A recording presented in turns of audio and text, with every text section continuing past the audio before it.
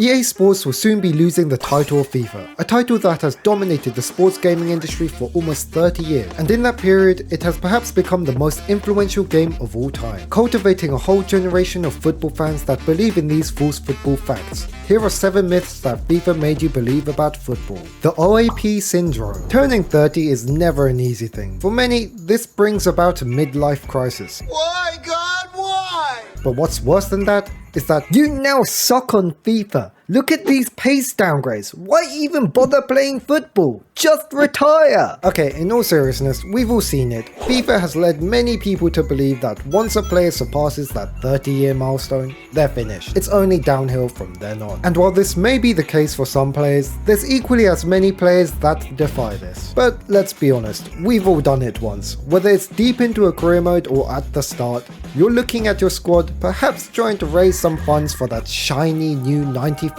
potential prospect, but to do it, you've got to offload all the OAPs. Perfectly balanced, as all things should be. And of course, being the heartless manager that you are, you kick out all the experienced players in order to bring in the new generation. Kind of like Leonardo DiCaprio and his girlfriends. And get out! Out! Youth prospects. Now speaking of young players, they suck. Well, kind of. While FIFA often hands out high potential ratings, few players actually reach their FIFA potential. Though this isn't really FIFA's fault, as obviously predicting the future is kind of hard. Unless you're the Simpsons. And on top of that, the game has to give these high potential ratings, lest they want their career mode to be a wasteland barren of elite players after a few seasons. Regardless, FIFA has given a lot of fans false hope with their potential rating system. Giovanni Dos Santos, I'm looking at you. Size matters. For once, being under 6 foot actually had sporting merits in the virtual football scene. In the real world, it's still tough. Stay strong, fellow short kings. In recent FIFAs, height specifically has had a lesser impact on stats, and deservedly so. But in earlier games, being tall and pacey was relatively unheard of. This was something only a select few players had the luxury of. And of these, they tended to be the absolute best players in the game. But for the most part, if a player was fast, they tended to be of the short winger variant, whilst tall players often had their pace neutered. Though in reality, tall players tend to make for very good sprinters, unlike small players. But in the sport of football, sprinting is significantly less important than accelerating, in which small players excel in, no pun intended. So while it's understandable why tall players are seen as slow, it's just simply not true. And it's something EA are trying to rectify now. Swap deal transfers. I would like to propose a trade offer. I will give you Jesse Lingard and 23.4 million.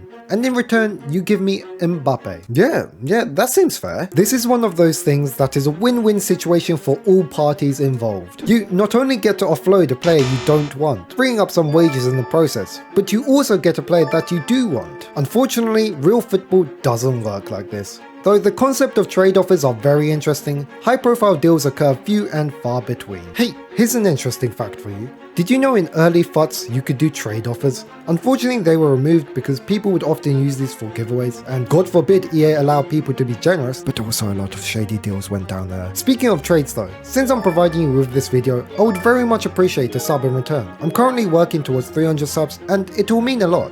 Anyways, back to the video. The Busquets theorem. Sergio Busquets is perhaps the most underrated player of all time, and this was merely because he was dreadful on FIFA. Boasting a pace of 40 along with mediocre stats across the board, he was the antithesis of FIFA gameplay. In a game where everyone could dribble and pass at a consistently high level, whilst also having the capability of running, there was simply no space for Busquets. And unfortunately, many players fell into that category. Great in real life, but subpar in FIFA. But this is the issue with sports games.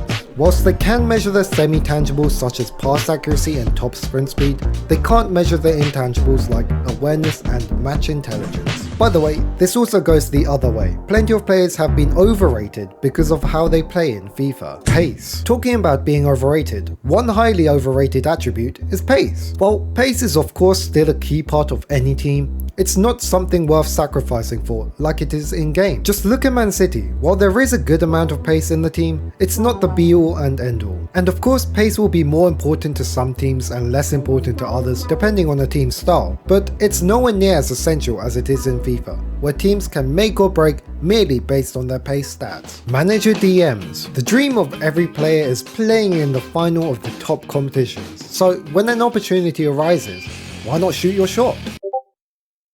Okay, obviously this is a joke, no one believes this. Having said that, I would think it's common for any and all players to ask for more game time, at least in the right situation. But for something like youth players asking to start in the Champions League final, I think that leans more so to an error on EA's part. And finally, football being easy. Difficult football actions such as delivering a cross-field pass have been trivialized by FIFA, giving an unrealistic expectation of footballers. You'll sometimes hear in discussions about tactics that a team should just play fast one-touch football, but in reality, this is something even the best teams struggle with. Whereas in FIFA, playing one-touch football is incredibly easy. You can actually somewhat see the disparity of in-game football and real football by changing from the overpitch camera settings to the pro camera settings, which while still provides an overhead view, gives a more realistic perspective of a footballer. And believe me, it's a lot more difficult playing like this. Of course though, this doesn't just stem from FIFA players, but just simply a lot of couch football watchers. So those were 7 football myths you may or may not have believed because of FIFA.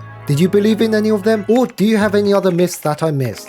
Let me know in the comment section, because low-key, I'm short on content, so if you could just give me a few ideas.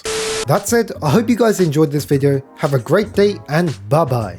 And if you want to watch more videos like that, check out my second channel, KooKenjiClips.